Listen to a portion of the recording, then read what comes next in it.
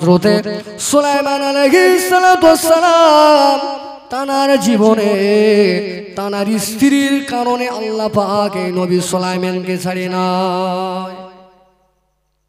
যেহেতু আমি বলতে চাইছি, বোঝাতে চাইছি সমাজ ধ্বংস হয়ে যাওয়ার কারণ কি?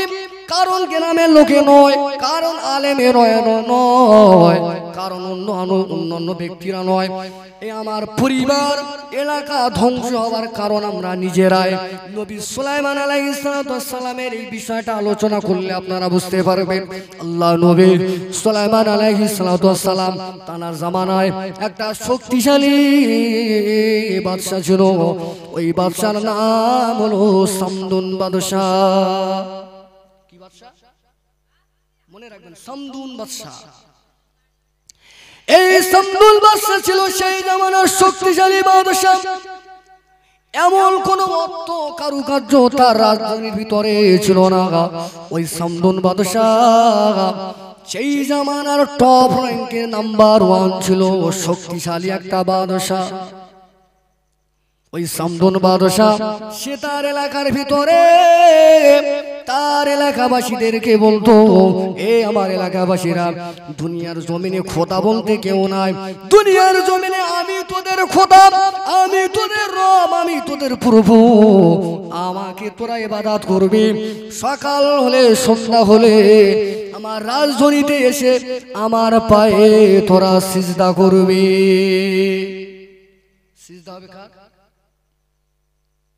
সিজদা কার হবে? মানুষের না আল্লাহ?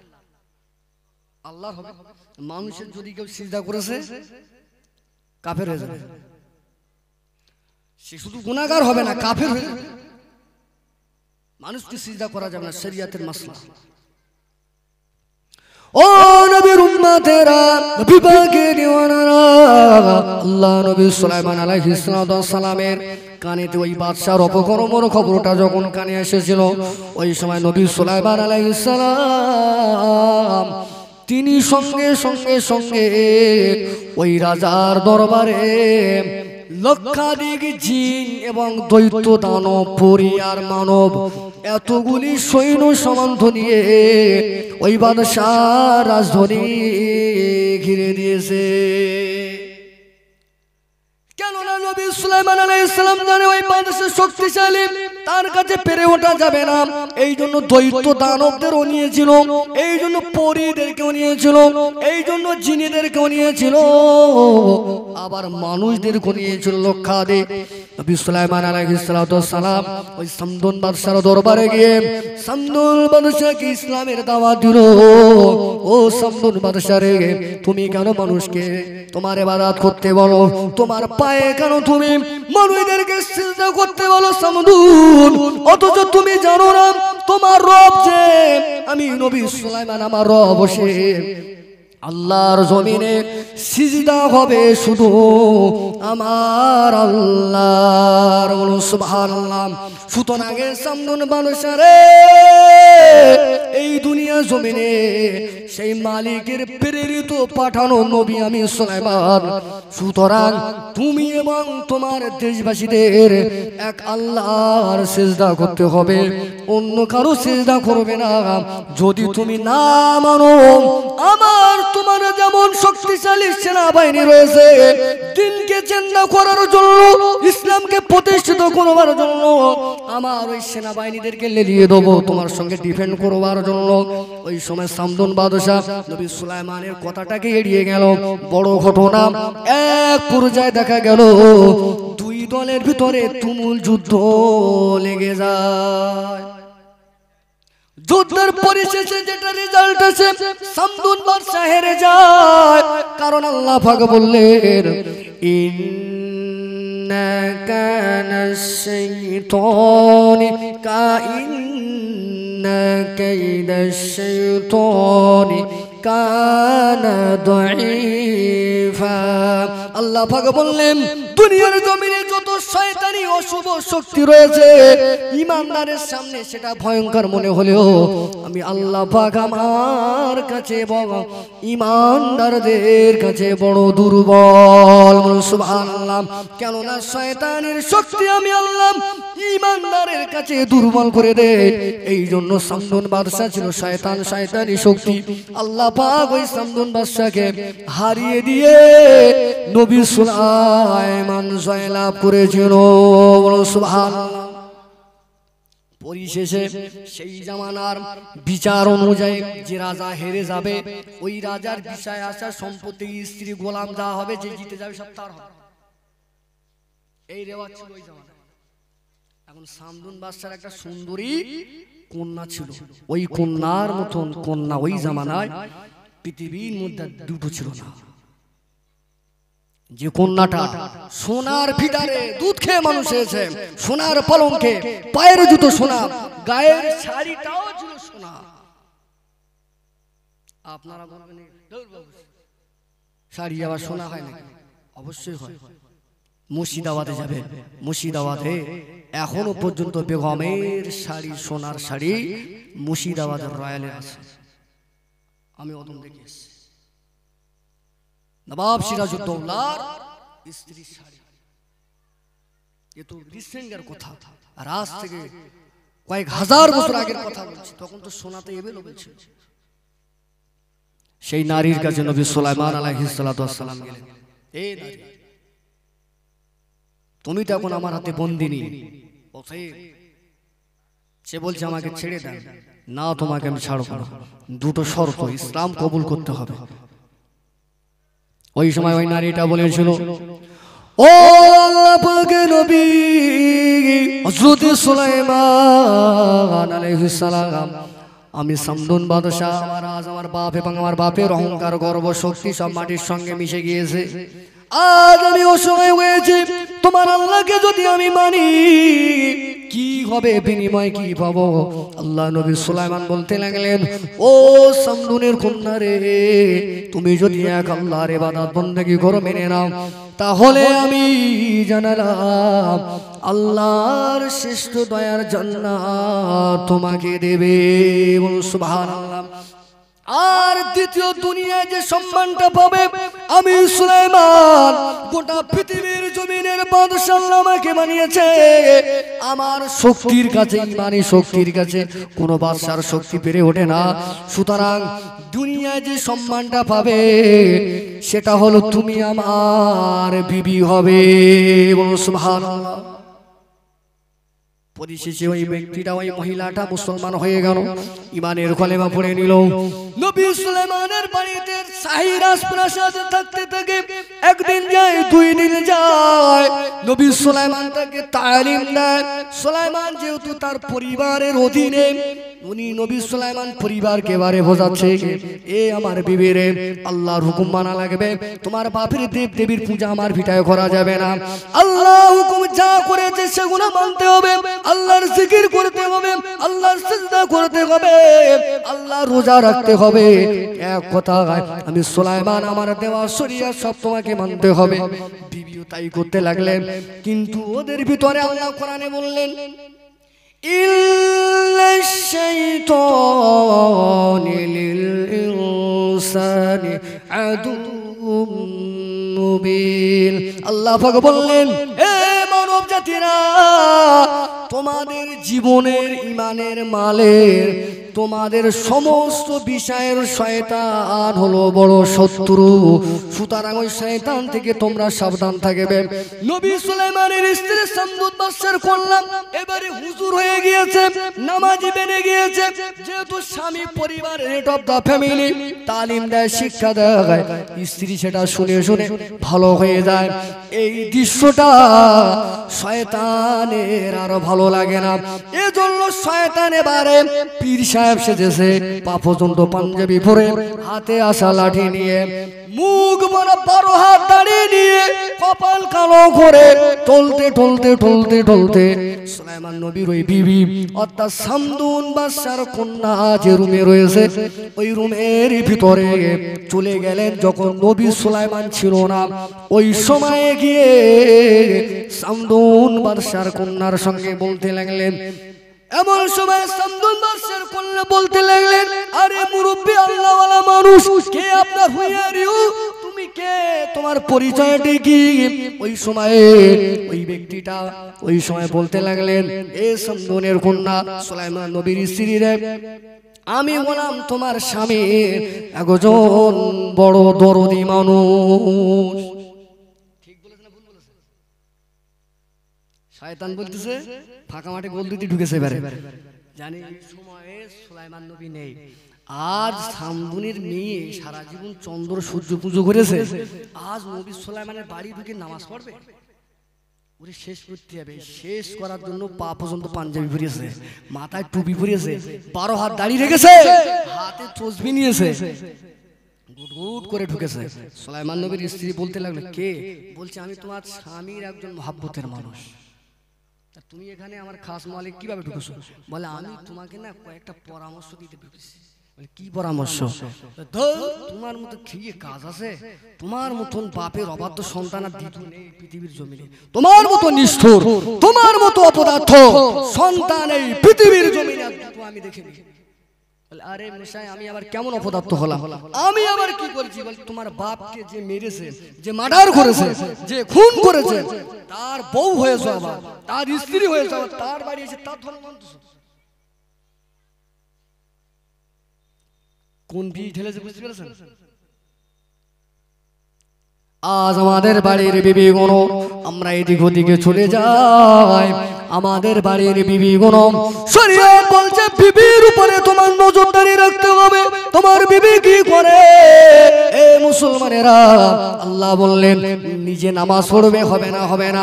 তোমার বাড়ি, তোমার মেয়ে, তোমার ছেলেরা 10টার সময় কোথায় ফোন করে, তোমার মেয়েরা 10টার সময় কোথায় কথা বলে রে, এগুলো সব ডিউটি তদারকির দায়িত্ব তোমাকে আমি দিলাম।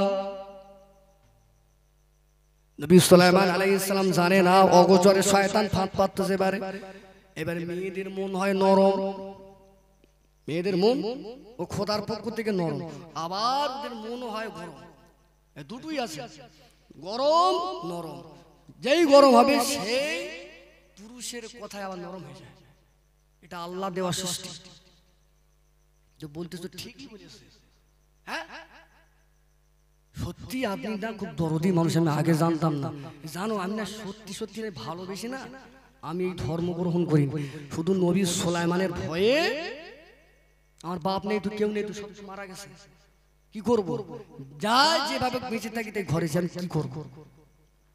ওই সময় শয়তান বলতে লাগলেন, এ আল্লাহর মালিক নবী সুলাইমানের স্ত্রী সামদুনের কন্যা রে, তুমি শুনে নাও, তুমি জেনে নাও, এই সময়টায় তোমাকে গরম হলে হবে না, তোমাকে ঠান্ডা মাথায় কাজ করতে হবে। বলে আমি আবার কি কাজ ঠান্ডা মাথায় করবো? বলে জানো তুমি নামাজ পড়ো, বলে তোমার বাপ কত রাগ, কবরে চলে গিয়েছে, তোমার বাপের কত রাগ হয়, তোমার বাপ তোমার উপরে সন্তুষ্ট নয়। বলে তাহলে আমি আমার বাপকে সন্তুষ্ট করতে চাই, কি কাজ করলে, কোন কাজ করলে আমার বাপ সন্তুষ্ট হবে? ওই সময় মিস্টার শয়তান ইবলিস বলতে লাগলো, এই সামদুনের কন্যা রে, সুলাইমান না জানো জানে এই নবী সুলাইমানের এই ঘরের ভিতরে, যে ঘরে তুমি থাকো, তোমার বাপের একটা মূর্তি বানিয়ে সুলাইমানের লুকিয়ে লুকিয়ে তুমি পুজো করো। আমি কি বলতে চাইছি জ্ঞানী গুণী মানুষ আপনারা, আমার আয়াত যে নিজে বাঁচো, নিজের পরিবারকে বাঁচাও, এটা দ্বারা বুঝতে পারবেন পরিবারের খোঁজ নেওয়া কত ভাইটাল জিনিস, তাতে নজরবন্দি করা, নজরদারি করা কত ভাইটাল পয়েন্ট। বিশেষ করে এই যুগ সঙ্গী ক্ষণে 2024 সাল এডাল মডার্ন পরিবেশে নবী সুলাইমান আলাইহিস সালাম জানেন মেয়েদের মাথায় ঢুকিয়ে দিলেন ইনজেকশন, মিস্টার শয়তান নিগলি দিয়ে দিলেন। ওই সময় মাথা চাট করে ধরে নিয়েছে নবী সুলাইমান আলাইহিস সালামের স্ত্রী।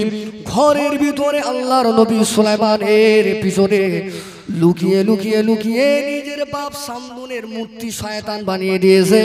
ওই মূর্তি বানিয়ে নবীর ঘরে বসে বসে পুজো করে। সুলাইমান আর ওইটা অতটা খেয়াল আর রাখলেন না, জানে মুসলমান হয়ে গেছে, যেভাবে বলছি চলতেছে, যেমন আমরা করতেছি এখন। ও বউ ও তো ঠিক আছে, মেয়ে ও ঠিক আছে, ও তো আরো ভালো, আমার মেয়ের মতো মেয়ে গ্রামের ছেলে মাশাআল্লাহ ও তো আরো ভালো। এমন সময়ে আমার আল্লাহর সহ্য হলো না, নবীর ঘরে পুজো হবে, নবীর ঘরে মূর্তি থাকবে, নবী সুলাইমান চলে আসে, স্ত্রীর সঙ্গে দেখা করে আবার রাজপ্রাসাদে চলে যায়, সিংহাসনে গিয়ে বসে রাজ্য পরিচালনা করে, গোপনে গোপনে স্ত্রী এই কাজ করছে এটা জানে না। এমন সময়ে আল্লাহ পাক নবী সুলাইমানের এই বাড়ির ভিতরে অপকর্মটা হওয়ার কারণে আল্লাহ নবী সুলাইমানের উপরে রেগে গেলেন। রেগে গিয়ে এমন সাজা দিলে আপনি শুনলে অবাক হবে। ও মুসলমানেরা, নবী সুলাইমান আলাইহিস সালামের একটা গোলাম ছিল, ওই গোলামটা নবী সুলাইমান আলাইহিস সালামের ইস্তিনজা টয়লেটের পানি বয়ে দিত, বয়ে নিয়ে যেত, এবং ওনার হাতে একটা আপনার খোদাই দেওয়া একটা ঐশী আংটি ছিল, ওই আংটি নবী সুলাইমানের হাতে ছিল। যখন তখন ওই আংটির বিনিময়ে, আংটির শক্তির বিনিময়ে নবী সুলাইমান গায়েব হয়ে যেত, এক জায়গা থেকে পৃথিবীর এক প্রান্ত থেকে অপর প্রান্তে চলে যেত। ওই আংটির শক্তি বলে ওটা আল্লাহ দেওয়া একটা আংটি ছিল, ওই আংটির একটা বিশাল বড় ক্ষমতা পাওয়ার ছিল। যখন উনি বাথরুমে যেতেন, ইস্তিনজা যেতেন, ওই আংটিটাকে খুলে নিয়ে ওনার ওই কর্মচারীর হাতে দিয়ে টয়লেটে যেতেন। একদিন ওনার টয়লেট লেগে গেল, আংটিটা খুলে নিয়ে আপনার ওই কর্মচারীর হাতে দিয়ে চলে গেল। এদিকে ওই মিস্টার শয়তান ইবলিস ও কি করলো, ওই নবী সুলাইমানের একটা শত্রু জিন ছিল, যার নাম ছিল সাইদুন, ওদিকার নাম সামদুন আর এর নাম সাইদুন। ওই সাইদুন কিংবা মতান্তরে কেউ বলেছে সখরা জিন, ওই দুষ্টু জিনটা কি করলো, কর্মচারীর একটা চড় মেরে ফেলে দিয়ে কর্মচারীর রূপ ধরে ওই আংটিটা নিজে হাতে পরে নিলে। আংটি যেই পড়লো, ওই আংটির এত ক্ষমতা ছিল, ওই আংটি যার কাছে যাবে তার কথা শুনবে। নবী সুলাইমানের আংটি যখন ওই শয়তানের হাতে গেল, ওই শয়তান সঙ্গে সঙ্গে নকল সুলাইমান হয়ে গেল। এবার নকল সুলাইমান সেজে রাজ সিংহাসনে গিয়ে বসলেন। এদিকে আপনার আসল সুলাইমান বাথরুম থেকে নিচে নেমে এসে সখরা আপনার ওই কর্মচারীর কাছে আংটি চায়। কর্মচারী এবারে বলে, আপনি কি পাগল নাকি?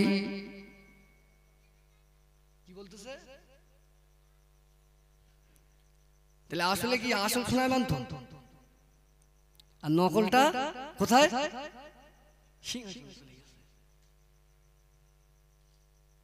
ও মুসলমানেরা, গভীর মনোযোগ সহকারে শুনবেন। এমন সময় নবী সুলাইমান আলাইহিস সালাম স্ত্রীদের কাছে যায়, সবাই তাড়িয়ে দেয়, সবাই দূর দূর করে, পাগল বলে সব তাড়িয়ে দেয়। কিন্তু নবী সুলাইমান এবারে ভাবতে লাগলো, আহারে আমার কি এমন অপরাধ হলো, আমি তো আসল সুলাইমান, কিন্তু সবাই যে বলছে নবী সুলাইমান তো আংটি নিয়ে চলে গিয়েছে, রাজ সিংহাসনে বসে রয়েছে। মুজরু ওখানে গেল, ওখানে মন্ত্রী মিনিস্টার যারা ছিল সবাইও কিন্তু আসল সুলাইমানকে দেখে পাগল বলে তাড়িয়ে দিল। এখন যে শয়তান সুলাইমান সেজে বসেছে সিংহাসনে, ওর গতি এইবারে নবী আসল সুলাইমান তিনি নিরুপায় হয়ে দেশ থেকে চলে গেলেন। আসল সুলাইমানের গতিবিধি দেখে নবী সুলাইমান আলাইহিস সালাম প্রধানমন্ত্রী ছিল আসিফ জিন, যিনি ইসমে আজম জানতো। বলো সুবহানাল্লাহ। ইসমে আজমের শক্তি ওনার ভিতরে এমন ছিল, আপনার রানী বিলকিসের সিংহাসন কত দূরে ছিল, অনেক দূরে ছিল, চোখের পলকে ইসমে আজমের ক্ষমতা বলে আসিফ জিন এত বড় আল্লাহর ওলি মানুষ ছিল, চোখের পলকে আপনার সাবা রাজ্য থেকে নবী সুলাইমানের দেশে চোখের পলকে ওই রানীর সিংহাসন হাজির করে দিয়েছিল। বলুন সুবহানাল্লাহ। এত ক্ষমতা তার ছিল, চোখের পলক মারতে, ফেলতে আর তুলতে কতটা সময় লাগে। এরই ভিতরে রানী বিলকিসের সিংহাসন এনেছিল। সেই আসিফ জিনের নকল সুলাইমানের কারিকীর্তি দেখে অবাক হচ্ছে, সুলাইমান নবী তো এরকম করে না, আরে কেউ যদি নকল সালমান সেজে তাড়াহাতের মসজিদে যদি আসে, এক সপ্তাহ 2 সপ্তাহ থাকার পরে ধরা পড়বে না পড়বে না? পড়বে। কারণ আসল যে মানুষ হয় তার একটা টেকনিক্যাল সবটা ভাবভঙ্গি আলাদা থাকে, আর যে নকল পাঠ করতে যায় তার যে অরিজিনাল স্বভাব থাকে সেটা ফুটে ওঠে। ওর একটা অরিজিনাল নেচার স্বভাব ছিল, সেটা ফুটে উঠছে। আসিফ দিন গোপনে গোপনে ভাবছে আর কে তুই শয়তান না তো, আর আমরা যেটাকে তাড়িয়ে দিয়েছিলাম সেদিনে কোন একটা জায়গা গন্ডগোল হয়েছে, কোন একটা জায়গা। নবী সুলাইমান এবারে মনের কষ্টে দেশ ছেড়ে চলে গেলেন, কিন্তু কারণটা কি বুঝতে পারলেন না। আল্লাহর দরবারে কাঁদতে লাগলেন, আল্লাহ আমি সুলাইমান কি অপরাধ করলাম গো আল্লাহ পাক, আমার জিন্দেগিতে যদি আমি অপরাধ করে থাকি আল্লাহ আমারও ক্ষমা করে দিন। একদিন নয় 2 দিন নয়, একাধারে দোয়া চায়। খাওয়া দেওয়ার মতন কেউ নেই, খেতে পারে না, ক্ষুধার জ্বালা অন্যদিকে। আল্লাহ পাকের দরবারে দোয়া কবুল হয় না, দুটো সহ্য করতে পারে না। নবী সুলাইমান আলাইহিস সালাম এইবার ওই জায়গা ছেড়ে দিয়ে, নিজের দেশ ছেড়ে দিয়ে একটা নদীর পাড় ধরে ধরে চলে যায়। যেতে যেতে যেতে যেতে একটা জেলে দেখা যায় নৌকা চালায় আর নদীতে মাছ ধরে। নবী সুলাইমান ভাবলেন আজ তো কয়েকদিন আমার খাওয়া হয় না, ক্ষুধার জ্বালা আমি সহ্য করতে পারি না। আমি তো ছিলাম রাজা, বাদশা ছিলাম, খাবার অভাব আমার ছিল না, কিন্তু আজকে আমি খাবার কোথায় পাবো? আমার এখন এই জেলের সঙ্গে মাছ ধরা কাজে আমায় লিপ্ত হতে হবে। এক পর্যায়ে মুসলমান নবী সুলাইমান আলাইহিস সালাম জীবিকার তাগিদে জেলের সঙ্গে কাজে লিপ্ত হয়ে গেল। সারাদিন কাজ করবার পরে জেলে সন্ধ্যাবেলা দুটো মাছ দেয়। নবী সুলাইমান ওই দুটো মাছ, একটা মাছ বিক্রি করে বাজার থেকে কিছু রুটি কিনে আনে, আর একটা মাছ ভুনা করে এইভাবে খায়, আর আল্লাহর সারা রাত ধরে জিকির আজগার করতে লাগলেন।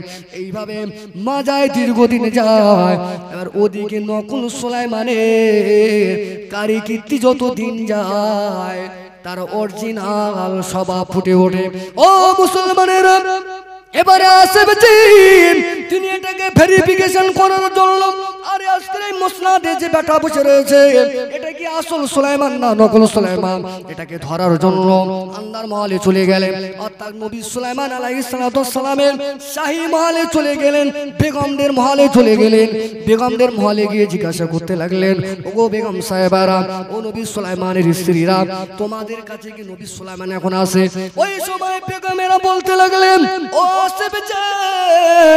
নবী সুলাইমানের প্রধানমন্ত্রী, না না না না না, আমরা প্রতি রাত্রিতে আমাদের স্বামীর জন্য ইন্তজারে বসে থাকি, কিন্তু এইভাবে ইন্তজার করতে করতে আর 40টা দিন হয়ে গেল আল্লাহর নবীর সুলাইমানের স্ত্রী আমরা আমাদের সঙ্গে একটা সেকেন্ডের জন্য দেখা করে না। আসের দিনের সন্দেহ ঠিক আছে,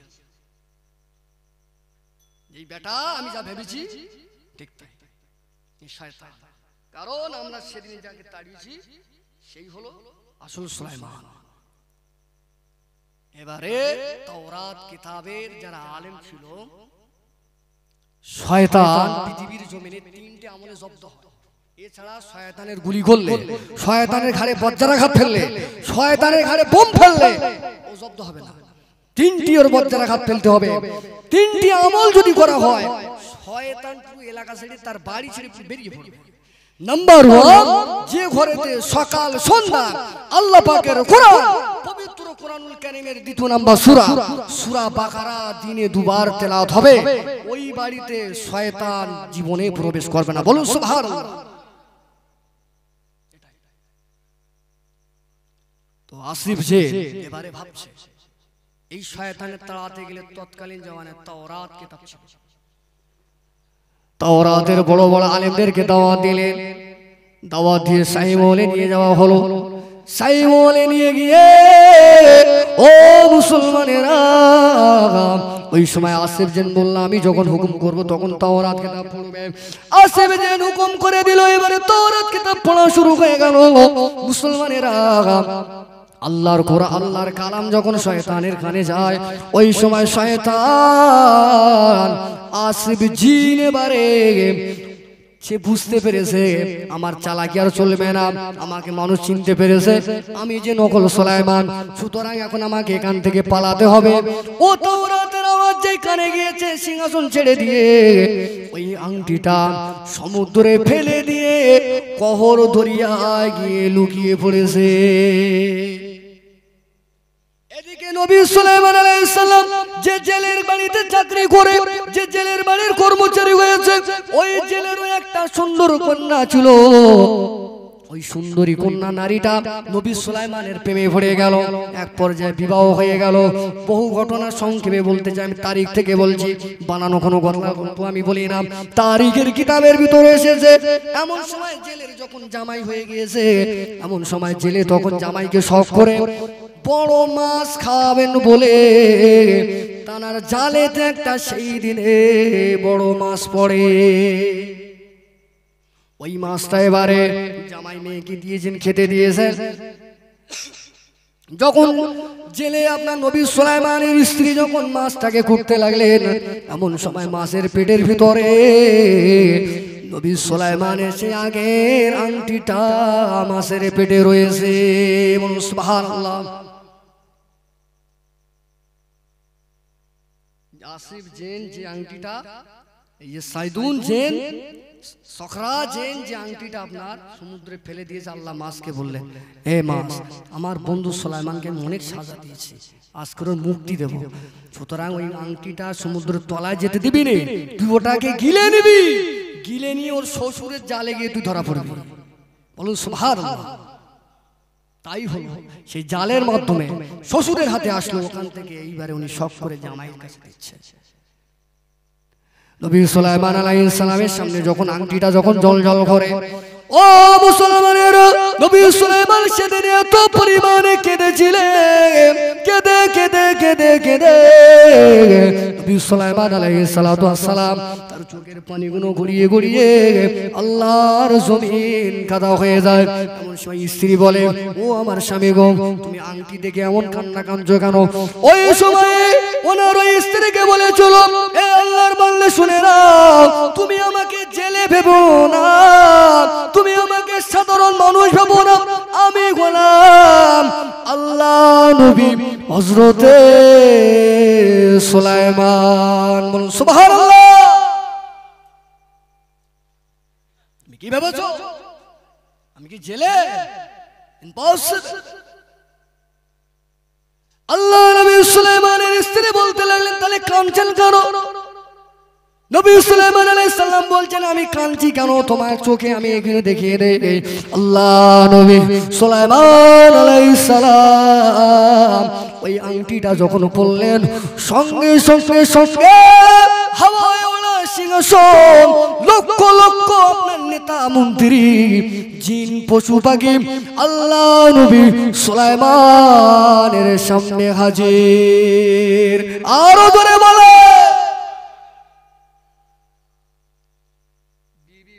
জেলের মেয়ারে হচ্ছেটা কি সব? আমি বিয়ে করলাম জেলে, সামনে সব কি? নবী সুলাইমান বলতে লাগলেন, ও আমার বিবি রে, আমি দুনিয়ার সাধারণ মানুষ নই, আমি হলাম আল্লাহ পাকের একজন পাঠানো নবী। নবী সুলাইমানের কাছে এবারে আপনার ওই আসিফ জেন চলে আসলো। ও আল্লাহ নবী সুলাইমান, বুঝেছি বুঝেছি বুঝেছি, সেদিনে বড় বেয়াদবি করেছিলাম, আমরা আপনাকে নকল সুলাইমান বলে তাড়িয়ে দিয়েছিলাম, কিন্তু না না না, আসল আসল সুলাইমান হলেন আপনি, আর নকল সুলাইমান ছিল ওই হলো সখরা জেন শয়তান। আল্লাহ নবী সুলাইমান আল্লাহ দরবারে হাত তুললেন, ও রব্বুল আলামিন, আমি সুলাইমান, আমাকে এত সাজা আপনি দিয়েছেন, এই সাজার কারণটা কি আমি একটু জানতে চাই। আল্লাহ বললেন, এ নবী সুলাইমান রে, তোমার ঘরের ভিতরে গিয়ে দেখো, সামদুন বাদশার কন্যাকে তুমি যে বিয়ে করেছিলে, ওই সামদুন বাদশার কন্যা তোমার ঘরের ভিতরে তার বাপের মূর্তি তৈরি করে পুজো করে। এই জন্য তুমি রাজা, তুমি রাজ কর্মচারী বাড়িতে ব্যস্ত থাকতে থাকতে তোমার বাড়ির বিবির খোঁজ নিয়েছিলে না। তুমি নবী, তুমি ইসলামের দাওয়াত দেবে, তুমি তাওহীদের দাওয়াত দেবে, তুমি রিসালাতের দাওয়াত দেবে, অথচ তোমার বাড়িতে শিরকের কাজ হবে। আমি আল্লাহ তো শিরককারীকে পছন্দ করি না। তোমার বাড়ি তোমার পিছনে গোপনে গোপনে শিরক হওয়ার কারণে আমি আল্লাহ পাক তুমি খবর নাওনি বলে তোমাকে পিছনে এতটা তোমার খান সাজা খাটিয়েছি। নবী সুলাইমান সামান্য একটু পরিবারের প্রতি একটু অবহেলা দিয়েছিল, আল্লাহ ছেড়েছে। আর আমরা যেভাবে ঘুরতেছি মনে হচ্ছে জানো পুরো জান্নাতের সার্টিফিকেট রয়েছে, মরবো আর ভেন্ডির তরকারি যেমন খেলে সরাত করে পেটে আসে ওইরকম ফেরেশতা ধাক্কা মারা সরাত করে চলে যাও জান্নাতে। অনেক হুজুর খেজুর যে আছে যেই বলুন না কেন হাসরের ময়দানে ঈমান আর আমল আমার আল্লাহ দেখবে। কোনো পরিচয় চলবে না সেখানে, পরিচয় পরে। আগে তোমার আধার কার্ড, আগে তোমার আই কার্ডটা ঠিক আছে কিনা। আধার কার্ড আই কার্ড হলো ঈমানদার আর আমল, বলুন সুবহানাল্লাহ। তারপরে আল্লাহ পাক দেখবেন কার হাতে বায়াত কি করেছে দেখ। এজন্য আমি পবিত্র কোরআনুল কারীম থেকে আমি শুরুতে আল্লাহর কোরআন থেকে আয়াত তেলাওয়াত করলাম। আল্লাহ বললেন বিসমিল্লাহির রহমানির রহিম ইয়া আইয়ুহাল্লাযীনা আমানু কু আনফুসাকুম ওয়া আহলিকুম নারা। আল্লাহ বললেন এ আমার বান্দারা তুমি জাহান্নাম থেকে বাঁচো আর তোমার পরিবারকেও জাহান্নামী কাজ থেকে তাদেরকে বাঁচাও। কেননা তোমার পরিবারকে এবং তোমাকে যদি জাহান্নামের কাজ করো তোমাদের কাঠ হিসাবে আমি জাহান্নামে দেব। ও মুসলমানের এই ঘটনা দ্বারা আমি এটাই বোঝাতে চাই আল্লাহর নবী একজন, নবীর ঘরে সামান্য ত্রুটি হওয়ার কারণে আল্লাহ নবীদেরকেও ছাড়লেন না। আর আমরা তো বড় বড় এক একটা ইন্টারন্যাশনাল পাপী হয়েছি। কেউ আমরা ফেরাউনের মতন পাপ করে ফেলছি, কেউ আপনার আবু জাহেলের মতো পাপ করে ফেলছি। কিন্তু সাইনবোর্ডে রয়েছে শুধু মুসলমান মুসলমান।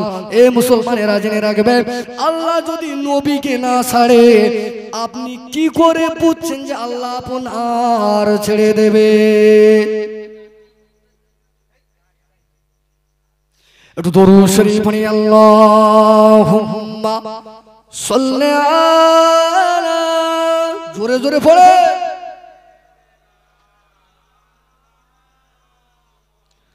ওয়া আলা আলি সাইয়্যিদিনা। মুহাব্বতের সঙ্গে আওয়াজ দিয়ে দরুদ পড়ি আল্লাহুম্মা